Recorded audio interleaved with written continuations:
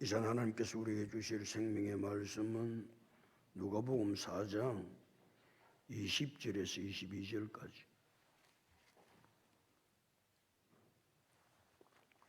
누가복음 4장 20절에서 22절까지. 우리 함께 합독합니다. 책을 덮어 그 맡은 자에게 주시고 앉으시니 회당에 있는 자들이 다 주목하여 보더라. 이에 예수께서 그들에게 말씀하시되 이 글이 오늘 너희 귀에 응하였느니라 하시니 그들이 다 그를 증언하고 그 입으로 나오는 바 은혜로운 말을 놀랍게 여겨 이르되 이 사람이 요셉의 아들이 아니냐. 할렐루야. 예수님 인사합니다. 잘 되고 있습니다. 잘 될 줄로 믿습니다. 기도하고 순종하면 더 잘 됩니다. 오늘 인생 최고의 날입니다. 인생 최고의 축복은 예수 믿는 것입니다. 할렐루야. 예수 그리스도께서 탄생하시기 700년 전에 이사야 선지자가 예수님께서 이 땅에 오셔서 어떻게 사역할 것인지를 예언을 했습니다. 몇 년 전에? 대답 안 하려고 작정했나 봐요. 몇 년 전에? 700년 전에. 내가 말을 잘못했나? 그러니까 예수님이 탄생하시기 700년 전에 예수님께서 어떻게 사역하실 것을 말씀하셨다는 것은 놀라운 일이죠. 예수님이 탄생하셨어요. 예수님이 탄생해서 사역을 시작하십니다. 예수님의 사역의 주 무대는 갈릴리였습니다. 갈릴리. 예수님은 갈릴리 자기 고향 나사렛에 가서 회당에 들어가니까 회당에서 성경을 딱 펴놓으신 거예요.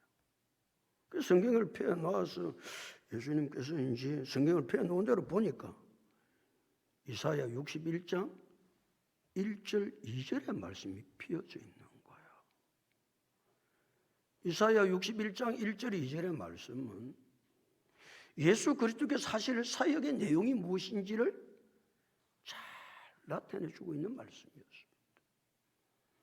이사야 61장 1절에 2절의 말씀은 주의 성령이 내게 임하셨으니 이는 가난한 자에게 복음을 전하게 하시려고 내게 기름을 부으시고 나를 보내서 포로된 자에게 자유를 눈먼 자에게 다시 보게 함을 전파하며 눌린 자를 자유롭게 하고 주의 은혜의 해를 전파하게 하려 하심이라 하였더라. 그 말씀이 그대로예요. 그 말씀. 예수님께서 이 땅에 오셔서 그리스도로 메시아로 사역을 시작하시게 되는데 주의 성령이 내게 임하셨으니 그래서요. 그래서 이미 그리스도로 사역을 땅에 시작할 때 주의 성령이 임하지 않으면 사역을 할 수 없다 그런 말이에요.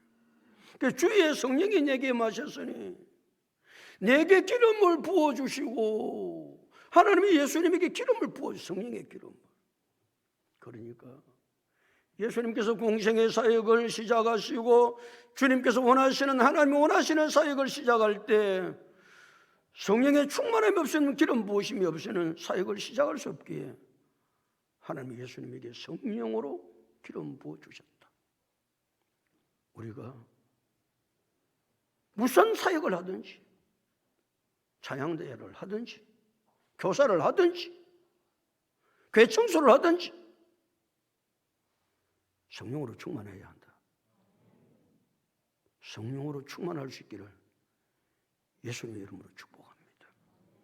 그럼 예수님에게 왜 성령으로 기름 부으심이 충만했느냐? 이는 가난한 자에게 복음을 전하게 하시려고. 가난한 자에게 복음을 전하게 하시려고 그랬습니다. 그러니까 복음은 누구에게 전거된다? 가난한 자에게만 전거됩니다.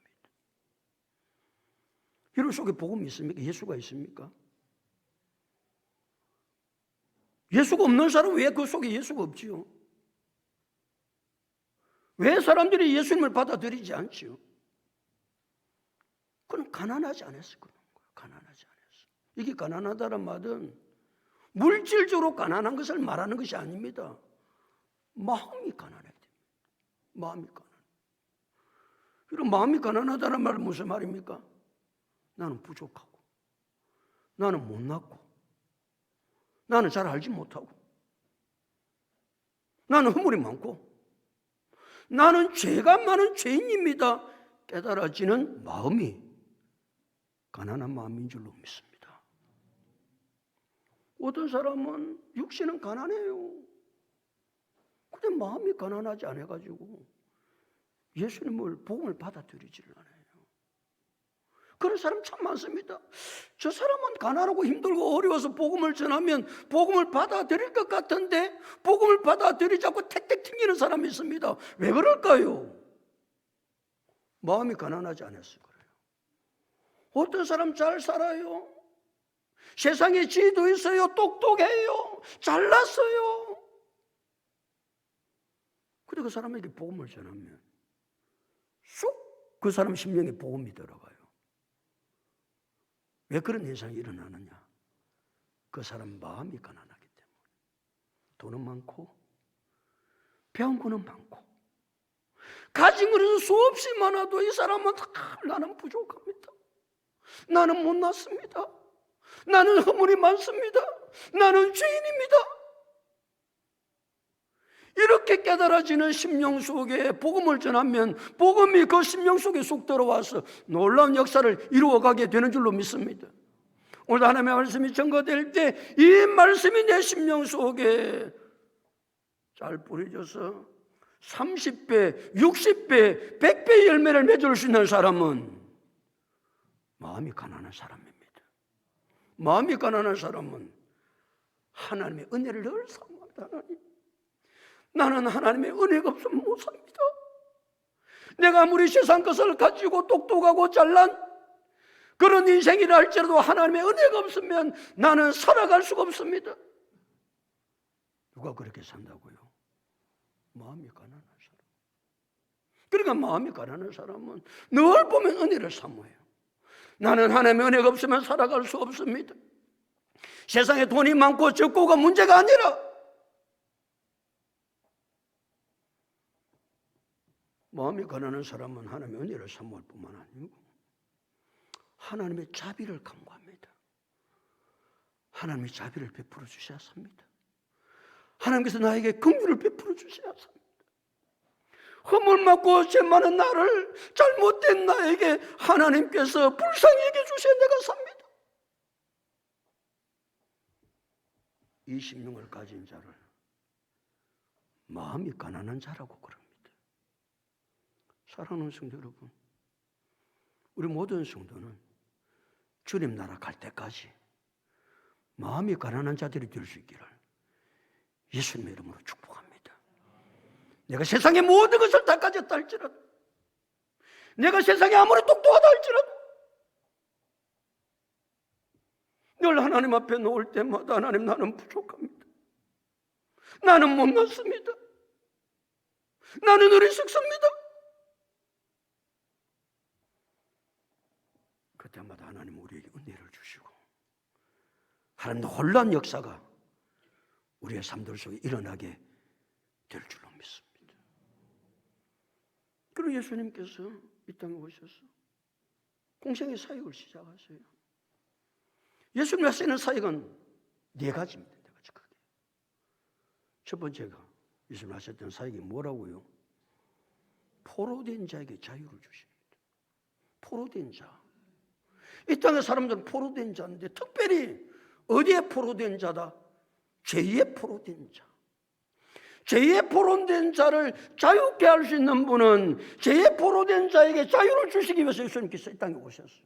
그리고 예수 그리스도를 믿기만 하면 우리는 죄의 포로에서 자유함을 누리게 되는 줄로 믿습니다. 오늘도 찬양대가 그런 찬양을 했죠. 우리의 죄.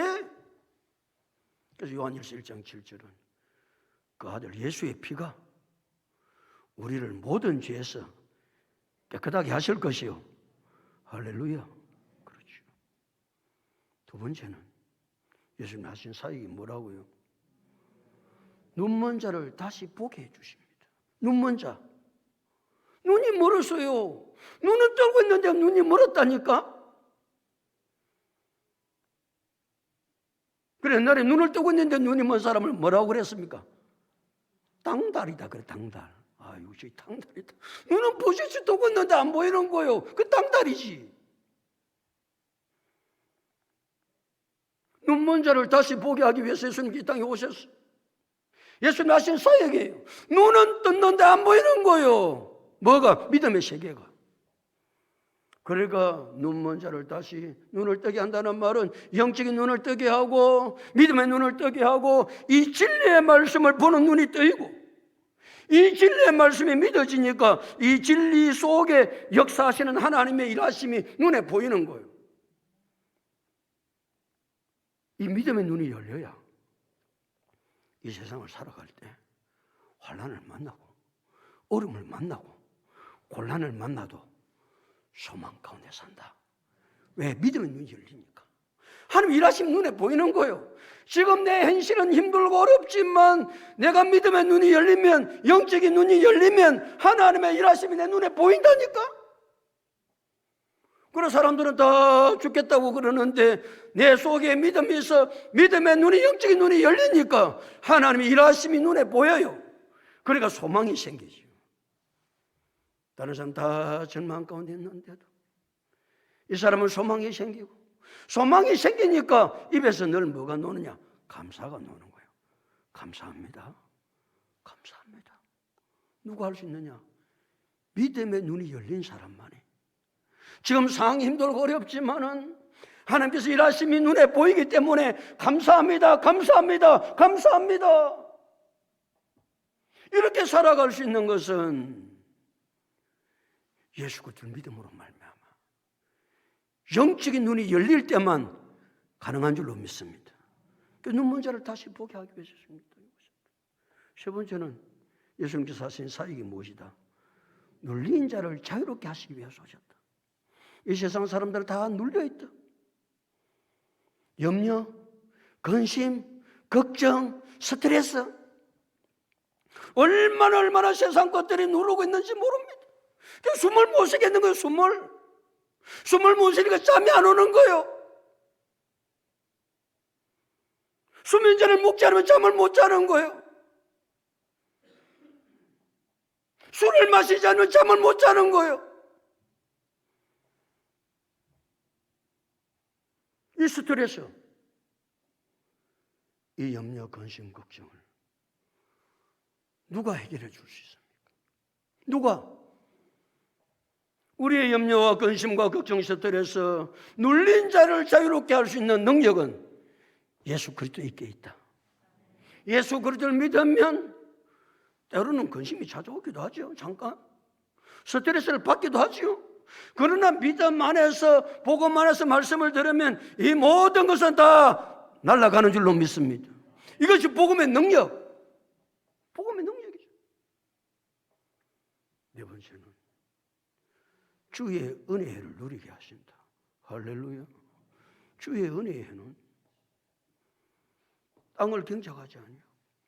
땅을 경작하지 않는다는, 수고하지 않는다는 말이죠. 모두 다 고향으로 돌아갑니다.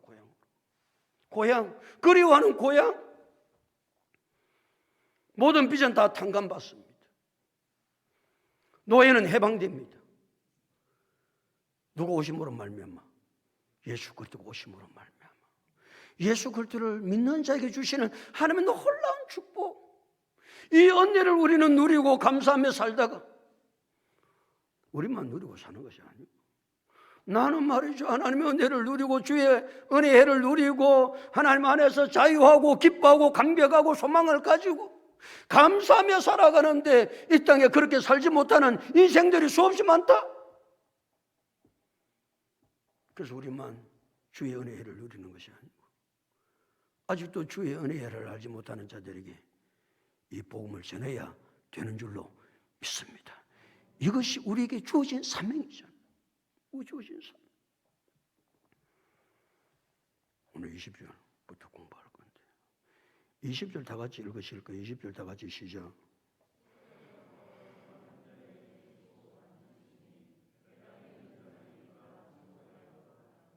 책을 덮어 누구에게 주었다? 성경대로 읽으면 되는데 왜? 책을 덮어 어떻게 했다고요?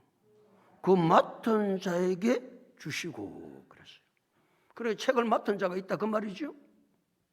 그 책이 두루마리 성경입니다. 우리는 말이죠. 성경이 천지로 성경이 있잖아. 어떤 사람은 교회도 놔놓고 다닌다. 놔놓고 다니고, 뭐 가지도 다니고, 집에도 있고, 온 천지에 성경이다. 근데 그 당시는 회당의 성경은 단 하나, 두루마리 성경. 그러니까 이 두루마리 성경이 그 당시에 회당 안에 하나만 있으니까 얼마나 그 관리를 잘해야 되겠어요. 관리를. 혹시 벌레가 생기지 않는가? 이런 이제 관리하는 자가 있는데 그 관리하는 자를 가르쳐 카잔이라고 그래요. 카잔. 그 카잔은 두루마리 성경이 잘 오래 보존되도록 그렇게 이제 관리를 하는 자입니다. 또 카잔은 이제 안식일이 되면 그 마을에 이제 안식일을 알래요.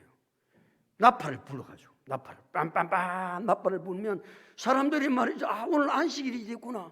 다 우리가 회당으로 가야지 어디를 가겠냐. 그래서 나팔 소리를 듣고 사람들이 회당으로 모이는 거예요. 옛날에 우리 어릴 때 말이에요. 주일날 교회 동네에서 뭘 쳤어요? 종을 쳤어요. 종 몇 번 쳤지? 종을 친 건 아는데 몇 번 친 건 몰라요? 첫 번째 종을 칩니다. 첫 번째 종을. 그걸 초종이라고 그래요. 처음에 치는 종. 종을 땡그랑 칩니다. 그 말이 무슨 말입니까? 이제는 교회 올 준비를 하고 여러분 다른 거 다 손 놓고 교회를 준비를 하십시오. 그 초종을 치거든요. 그 초종은 한 30분 전에 쳐요. 30분 전에. 그때는 교회마다 좀 달랐어요. 40분 전에 쳐는 교회도 있었고 좀 뭐 느리느리한 사람들이 많으면 1시간 전에 초종을 딱 쳐요. 땡그랑 그 종소리가 멀리 퍼집니다. 그리고 온 동네 사람들은 그 종소리를 듣고 오늘이 세상 말로는 일요일이네. 우리는 주일이네. 빨리 준비해가지고 뭐 준비하기는 하지만 지금 교회 갈 준비를 딱 초종소리를 듣고 교회를 갈 준비를 하는 거야. 그 다음에 이제 예배를 바로 시작하기 직전에 치는 종을 뭐라고 그래요? 제종이래. 제종. 다시 한 번 더 친다 그 말. 우리는 2번 쳤어요. 2번. 그러니까 제종을 쳐요. 제종을 치면 성도들이 그냥 교회 하나로 쫙 모여가지고 예배를 드려요. 이것도 보면 회당에서 했던 그 회당에서는 안식일이 되면 나팔을 막 불어가지고 말이죠. 여러분 다른 것 하지 말고 다 안식일입니다. 모여야 됩니다. 예배를 드려야 됩니다. 그 지금 종소리를 들을 수가 없어. 종소리를 듣다가 그 뒤에 무슨 소리가 들렸어요? 종소리 대신 종을 다 움켜버리고 뭘 또 멜로디를 해가지고 동네 온 데로 막 그렇게 종소리 맺히면 울리니까 동네 사람들이 막 난리지요. 무슨 그리 시끄러운 소리를 냈냐고. 그래가지고 이제 지금은 교회가 종도 안 쳐요. 아무 소리도 안 하고 이 종을 나팔을 붑니다. 그럼 애들도 성경을 가르쳐야 되잖아. 그러면 가자니 어린 아이들이 성경을 가르칩니다. 성경. 뿐만 아니라 이제 회당에서 이제 죄인들을 이제 다스리기도 해요. 죄인들을 매질을 해요. 매질을 하는 것도 누가 하느냐? 카잔이에요. 카잔. 그리고 뭐 성경을 관리하는 것뿐만 아니고 여러 가지 잡다한 일을 이 카잔이 했습니다. 그 예수님은 성경을 딱 읽으시고 책을 덮으시고 카잔에게 딱 성경을 맡겼죠. 맡기고 그 다음 예수님은 뭐 하셨더라? 빨리빨리 대답하지. 지금 시간 없어. 내 빨리 가야 돼. 지금 오늘 진주 집회 가야 된다니까. 빨리빨리 대답 안 하면 늦어. 2시까지 집회 가야 돼. 진주이지. 진주까지 달려가야 돼. 좀 대답 빨리빨리 좀 해봐. 맡긴 자기 주시고 뭐 어떻게 했다고요? 앉으셨어요. 왜 앉으시지요? 왜 예수님 앉으시죠? 앞에 내가 다 이야기했잖아. 자, 그 당시의 전통은, 회당의 전통은 성경을 읽을 때는 뭐하고 읽다가 서서 성경을 읽어요. 그 다음에 설교를 할 때는 뭐해서 설교를 한다? 앉아서 설교를 하는 거예요. 이것이 그 당시 회당의 전통이었습니다. 전통. 자, 그런데 내 마음대로 하면 되지 뭐. 꼭 성경 읽을 때는 서서 읽어야 되고 설교를 할 때는 앉아서 해야 되나? 못된 것들이 그렇게 한다 그 말이에요. 그런데 예수님은 전통을 무시하지 않습니다. 교회도 전통이 있습니다. 가문에도 전통이 있습니다. 그 마을에도 전통이 있습니다. 그 전통을 깨면 질서는 무너져요. 그러니까 전통이 얼마나 중요한지 몰라요. 전통. 그러나 예수님께서 전통을 무시한 적이 있습니다. 어떤 때만 무시하느냐? 하나님의 말씀에 반할 때만. 그 전통이 내려오는데 예를 들어서 우상 숭배할 때 우상의 제단 앞에 전부 다 고기들을 갖다 놓고 그래 하는 걸 그 전통이니까 나도 그냥 우상 앞에 먹기 전에 돼지 대가리 하나 갖다 놓고 그 먹어야지. 그 전통을 우리는 따를 수 있다 없다? 없다. 왜 그 전통을 못 따르는 거예요? 하나님의 말씀에 반하는 것이기 때문에 우리는 그 전통을 따를 수 없는 거예요. 그러나 그 외에 하나님의 말씀에 반하지 않는 전통은 수용하고 따르는 것이 그것이 좋다. 그 전통은 지키는 것이 좋다. 질서는 그래서 지켜져야 한다. 그런 이야기예요. 예수님은 그대로 내려오는 전통을 따랐어요. 앉으셨어요. 말라고 앉으셨다. 빨리 대답 안 할 기가.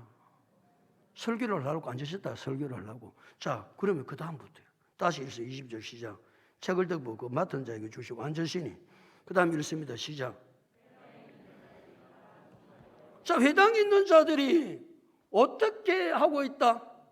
다 주목하여 예수님을 쳐다보고 있는 거예요. 말랐고 예수님이 하시는 설교를 들으려고 다 주목하여 예수님을 보고 있는 거예요. 이것이 설교 듣는 자의 자세입니다. 하나님의 말씀을 들을 때는 하나님의 말씀을 전하는 자를 어떻게 해야 한다? 다 주목해야 합니다. 별로 주목 좀 해보세요. 엉뚱한 데 쳐다보지 말고. 이게 설교 듣는 자의 자세입니다. 설교 듣는 자는 설교하는 자의 설교를 자세하게 그를 쳐다보는 거예요. 주목하는 거예요. 그러니까 주목해야 눈빛이 마주쳐야 말씀이 쏙쏙 들어갑니다.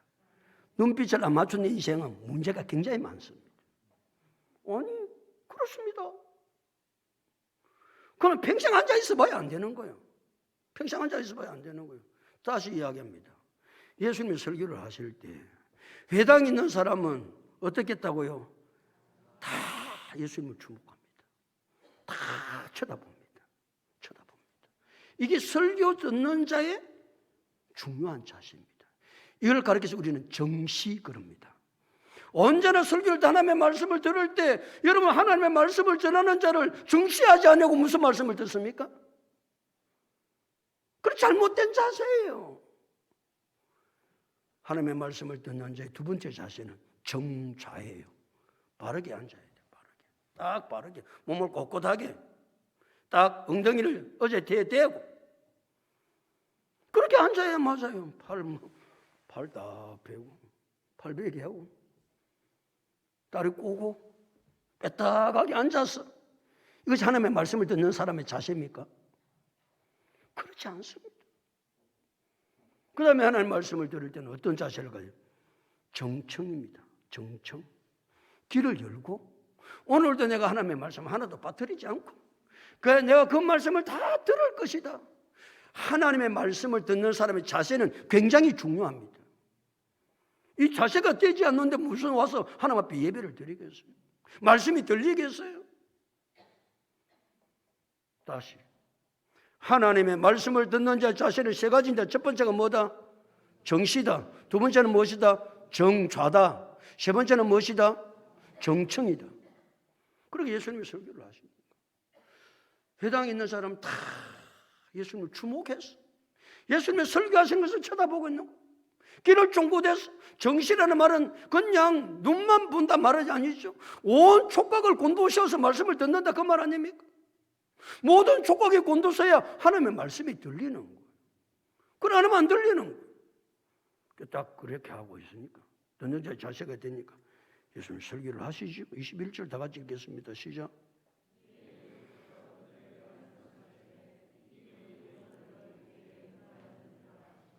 예수께서 그들에게 뭐 하시되 말씀하시되 설교를 시작하시는 거예요. 들으려고 준비된 자에게 말씀을 설교를 해야 되지 뭐 들을 수도 뭐 있는 준비도 안 된 자에게 설교하면 무슨 소용이 있겠어요? 그 다 주목하여 보니까 예수님께서 그들에게 말씀하시되 뭐라고 말씀하십니까? 이 글이 오늘 너희 귀에 응하였느니라. 이 글이 무슨 글입니까?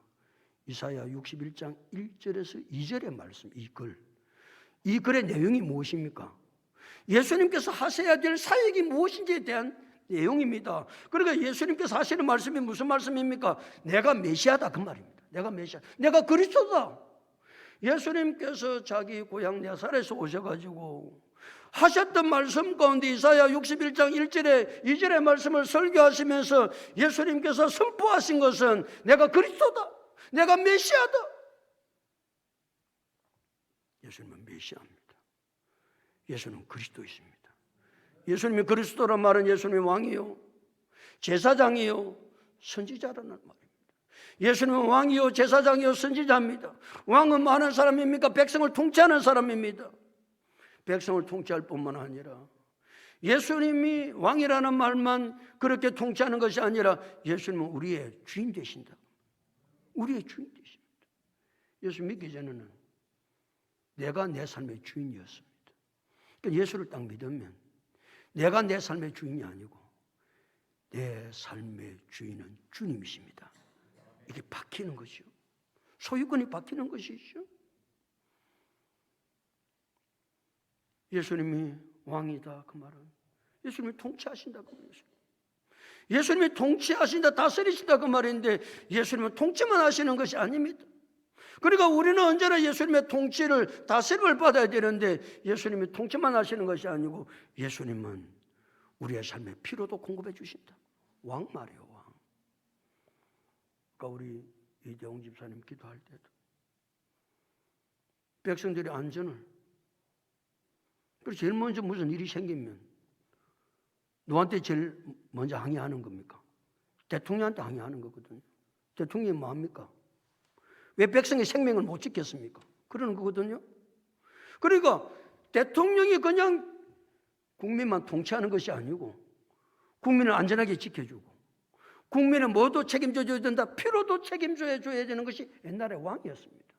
백성들이 살아가다 힘들고 어려우면 왕은 어떤 수단을 써서라도 백성들을 먹여 살려줘야 되는 거예요.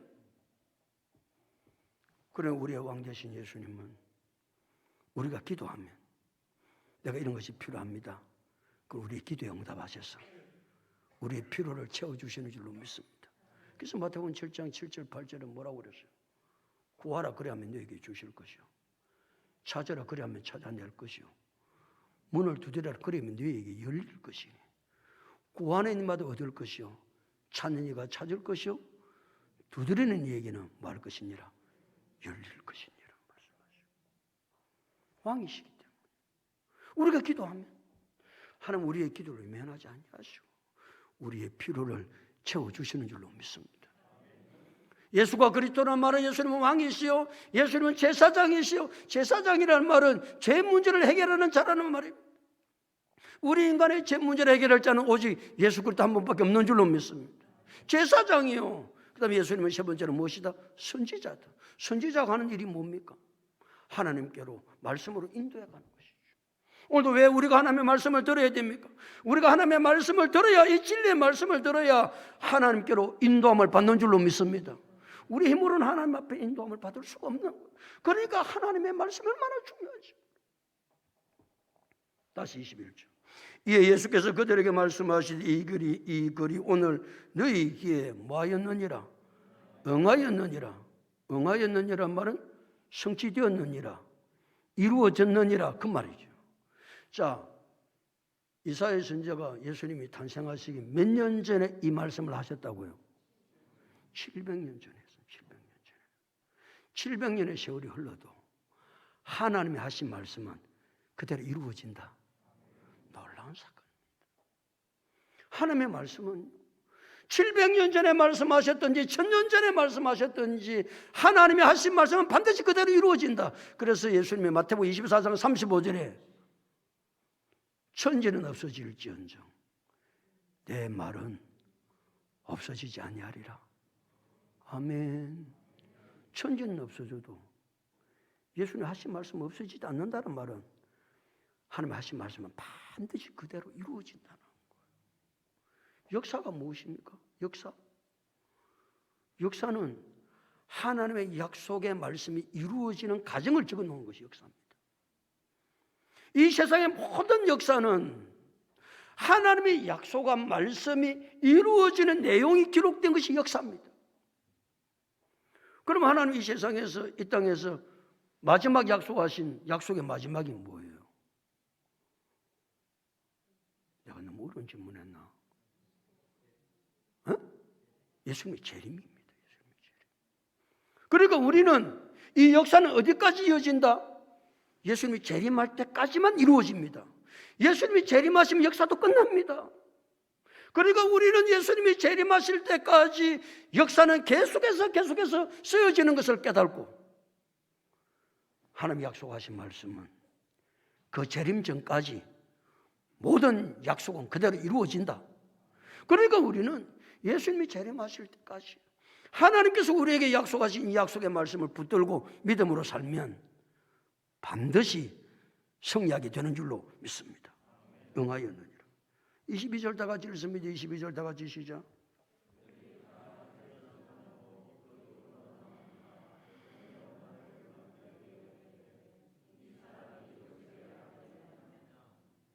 예수님이 설교하고 난 이후에 회중들의 반응입니다. 반응이 두 가지로 나타나거든요. 다시 22절을 봅니다. 그들은 누굽니까? 회당 안에 있는 모든 회중들이 그들이 다 그는 예수 그리스도시 예수를 뭐하고? 정언하고, 이 말은 칭찬하고 그 말이에요. 이 정언하고란 말은 그 예수님 설교를 하시니까 이야, 예수님 설교 잘하신다. 어떻게 예수님께서 저렇게 설교를 잘하시지? 자, 정언하고 그 다음에 읽습니다. 시작. 그 입으로 나오는 바 은혜로운 말을 어떻게 여겼다? 놀랍게 여기는 거예요. 그래 예수님이 설교를 하니까 칭찬할 뿐만 아니라 예수님의 설교가 뭐하다? 은혜롭다. 야, 어떻게 설교가 그렇게 은혜로운가? 여러분도 뭐 이제 어디 가서 설교를 듣고 우리 성도들도 뭐 그래 내가 그런 소리 하지 말게 안 하는데 목사 오늘 은혜 많이 받았습니다. 이게 이제 통상적으로 하는 인사라. 그렇잖아. 설교를 듣고 참 은혜를 많이 받았으니까 은혜 많이 받았습니다. 막 그렇게 인사하고 싶은 거예요. 대부분이 그렇게 인사를 해요. 여기도 그래. 예수님의 설교가 너무 은혜로운 거예요. 은혜로운 정도가 아니라 뭐 했다? 놀랍게 여겼다. 이 놀랍게 여겼다는 탐복했다 그 말이에요. 예수는 설교를 듣고 나서 탐복이 되는 거예요. 세상에 어떻게 예수님이 이렇게 설교를 은혜롭게 하시고 탐복할 정도로 예수님이 설교를 하시는 거예요. 할렐루야. 설교가 그리 돼 얼마나 좋겠어요? 설교가. 근데 그러고 끝나면 얼마나 좋겠노? 매기 전에 설교 들으니까 너무 은혜롭고 너무 탐복이 됩니다. 그리고 끝을 맺으면 좋겠는데 다른 반응이 있습니다. 다시 22절. 그들이 다 그를 증언하고 그 입으로 나오는 바 은혜로운 말을 놀랍게 여기어 이르되 그 다음에 이렇습니다. 시작. 이 사람이 요셉의 아들이 아니냐. 요셉의 아들이 아니냐는 말은 사람이 아니냐는 겁니다. 사람. 그 아버지가 누구라는 거예요? 요셉이라는 겁니다. 요셉이 어떤 사람입니까? 목수질을 한 사람입니다. 아버지가 일찍 죽었어요. 그래서 예수님은 아버지 일을 유업을 이어받아 목수일을 하는 목수장이었어요.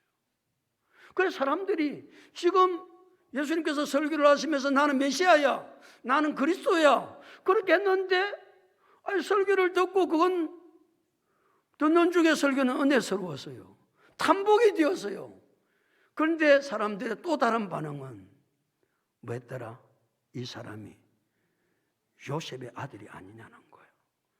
그 인간적인 측면이 보이는 거예요.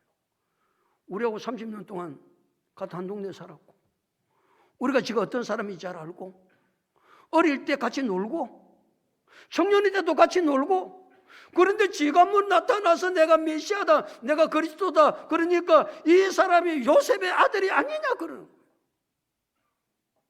고정관님이 예수님의 설교를 딱 막는 거예요. 고정관님이 은혜 받아서 담보갈 일입니다. 우리 예수 믿겠습니다. 이것으로 끝이 났으면 얼마나 좋았게요. 그래서 그들은 예수를 믿지 않습니다. 받아들이지 않습니다. 왜? 요셉의 아들이라고 생각하고 구원자라고 생각하지 않고 예수를 받아들이지 않습니다. 뭐가? 그들의 선입견이, 그대로 고정관념이 복음을 받아들이지 못하게 합니다. 그들이 주목해야 될 것은 앞에 이야기했던 것처럼 하나님의 말씀이 은혜롭고 하나님의 말씀이 담보갈 정도로 놀라운 말씀임을 그대로 받았으면 그것으로 끝났으면 좋겠는데 사람들은 말씀에 주목하지 아니하고 그 모습을 주목하는 거예요. 이 강단에서 누가 설교를 하든지 간에 키가 작든지 못생기든지 뭐 키가 크든지 상관하지 말고 우리는 강단에서 언제나 말씀이 전거될 때 어디에 주목해야 된다? 말씀에만 주목해야 됩니다. 오늘도 여러분들이 나와서 설교를 들을 때도 나는 말씀에 주목하고 설교를 듣겠다. 그래야 여러분 은혜를 받고 하나님 놀라운 역사가 우리의 삶들 속에 일어나게 되는 줄로 믿습니다. 사도행전 10장에 가이사라에 로마의 백부장 고넬료가 있습니다. 대로마 제국의 백부장이면 군대 장교잖아, 장교. 우리나라 같으면 100명의 군사를 거느리는 백부장인데. 그러니까 로마 대제국의 백부장은 대단한 사람입니다. 뭐 유대인들을 죽이는 것은 아무것도 아닙니다. 그런데 고넬료의 가정에 베드로가 옵니다. 베드로는 식민지이잖아요, 식민지. 그 베드로 출신이 뭐예요? 어부입니다, 어부. 천한자입니다. 이 베드로가 와서 설교를 하는 거예요. 그때 고넬료는 모든 것을 다 내려놓고 겸손한 마음으로 베드로가 전하는 하나님의 말씀만 받습니다. 그의 외형을 보지 않습니다. 그의 출신 성분을 보지 않았습니다. 그래서 고넬료가 구원을 받고 그 가정이 다 구원을 받은 줄로 믿습니다. 만약에 고넬료가 아이고 저 천한 어부 출신 식민지 주제에 뭘 네가 하나님의 말씀을 전한다고 그렇게 받아들였다면 고넬료는 절대 구원을 받을 수가 없습니다. 예수님이 갈라디아 교회를 갑니다. 아니 사도 바울이 갈라디아 교회를 가요. 사도 바울은 눈이 늘 안 좋아요. 그 눈에서 진물이 나고 그 눈이 막 찝찝하니까 바울은 눈을 그냥 이렇게 닦고 그 설교를 하는 거예요. 그 모습을 갈라디아 교회 성도들이 보고 말이지. 에이구, 지 눈병 하나도 고치도 못하는 게 무슨 하나님의 말씀을 전한다고 그 생각을 가지고 말씀을 들은 것이 아니고 베드로의 모습은 하나도 안 보고 바울의 모습은 하나도 안 보고 바울이 전하는 말씀만 받아들임으로 갈라디아 교회가 놀라운 역사를 이루어간 줄로 믿습니다. 사랑하는 성도 여러분, 예수가 누구십니까? 요셉의 아들입니까? 틀린 말은 아닙니다. 그건 대단히 잘못된 이야기입니다. 예수는 요셉의 아들이 아니고 예수는 그리스도이십니다. 왕이시요 제사장이요 선지자입니다. 그런데 예수님의 고향에 나사렛 사람들은 그것을 받아들이지 못합니다. 왜? 고정관념 때문에, 선입견 때문에. 요셉의 아들이 아니냐? 우리하고 같이 30년을 지냈는데 똑같이 그렇게 지냈는데 무슨 자기가 그리스도라고 하나님 말씀을 받아들이지 않은 거예요. 여러분 그런 경험 해본 적 있습니까?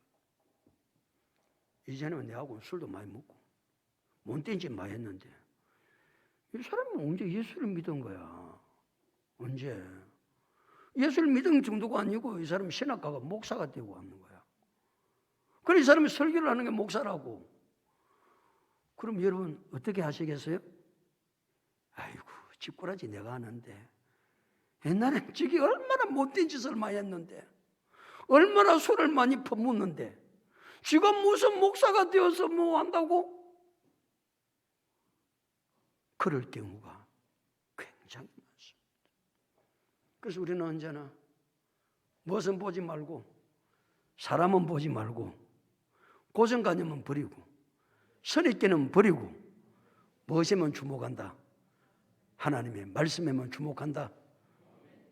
이것이 하나님의 말씀을 듣는 사람의 태도입니다.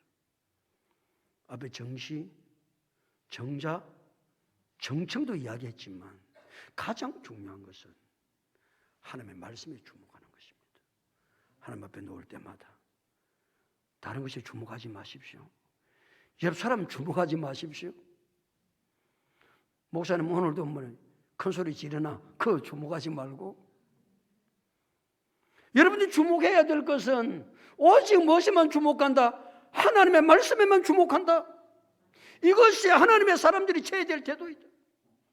그런데 설교를 듣는 사람들이 그렇게 하지 않는 사람이 수없이 많고, 그냥 그래서 앉았다가 은혜도 받지 못하고 변화 역사도 경험하지 못하고 돌아가는 인생들이 수없이 많습니다. 저는 우리 사랑하는 성도들이 예수님의 고향 나사렛 사람들처럼 되지 말고, 처음에는 좋았다고 그러죠. 칭찬하고 은혜 받았다고 그러고 탐복을 하고, 그런데 그것으로 끝난 것이 아니고 고정관념 때문에 요셉의 아들이 아니냐 그 생각에 사로잡혀 나사렛 사람들은 한 사람도 구원을 못 받습니다. 믿음의 삶을 살아가지 못합니다.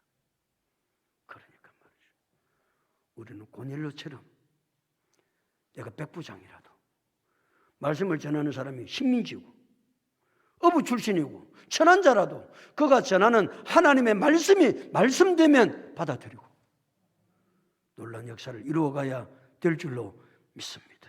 그런 놀라운 은혜를 누리고 살아갈 수 있는 우리 모두가 다 될 수 있기를 예수 그리스도 이름으로 축복합니다.